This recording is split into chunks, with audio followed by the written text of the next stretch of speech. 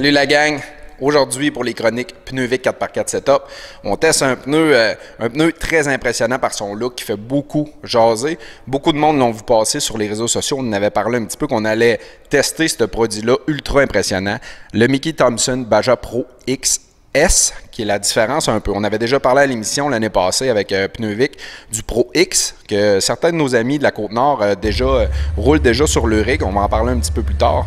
Mais le Pro XS, qui va se démarquer par quelques différences du Pro X. On est allé changer quelques petites choses chez Mickey Thompson.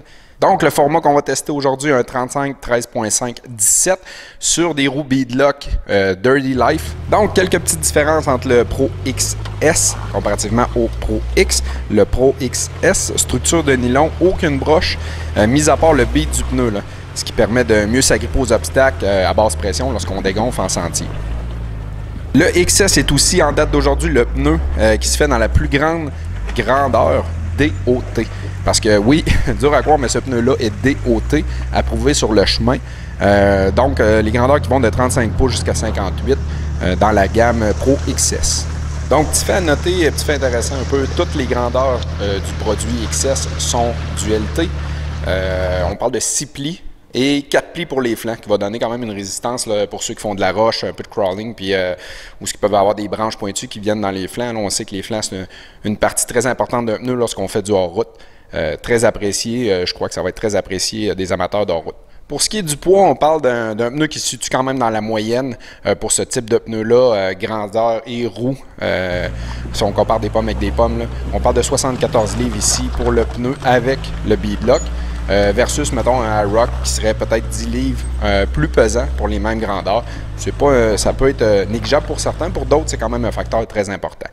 Donc, un pneu qui va assurément donner un gros coup d'œil, assurément vous donner beaucoup de plaisir en sentier. On va quand même aller tester pour vous, pour voir si ça se démène pas mal en sentier, puis on vous revient avec notre avis final.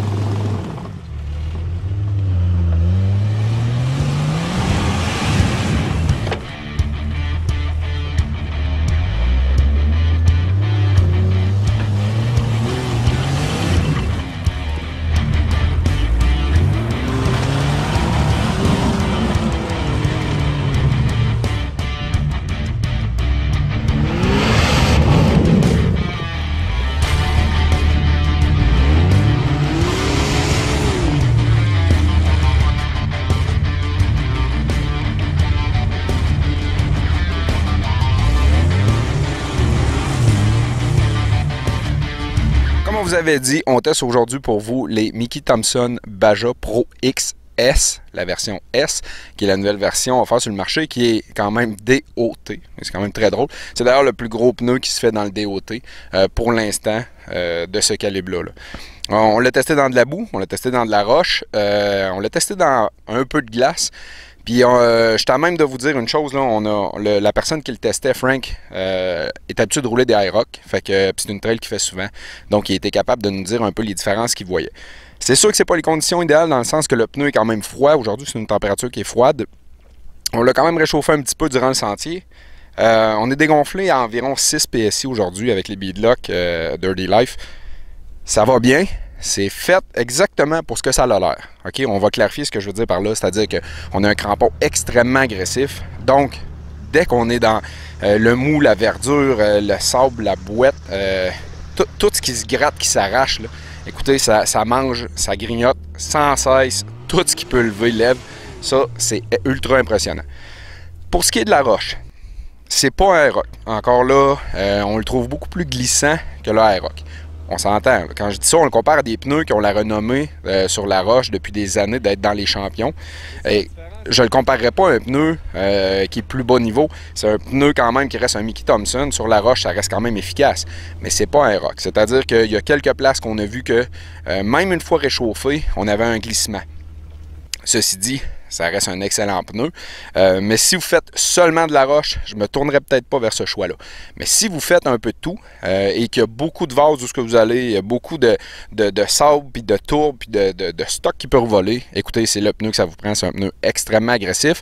Les flancs vont venir gratter sur les côtés quand vous êtes à côté dans les parois.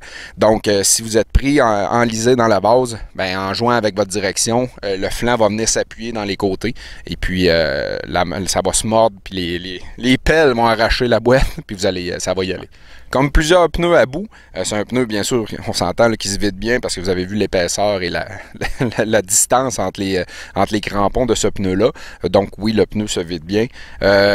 Avec beaucoup, plus vous y mettez du momentum, plus il va faire son travail, plus il se vide rapidement, plus il vient mordre rapidement.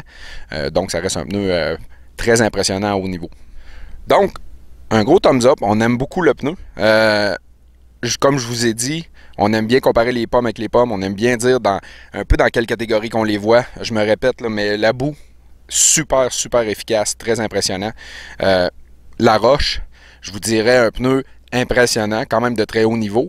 Mais pour ceux qui feraient juste du crawling, juste de la roche, peut-être pas le choix numéro 1 dans notre cas. Sinon, n'oubliez pas, on like, on partage.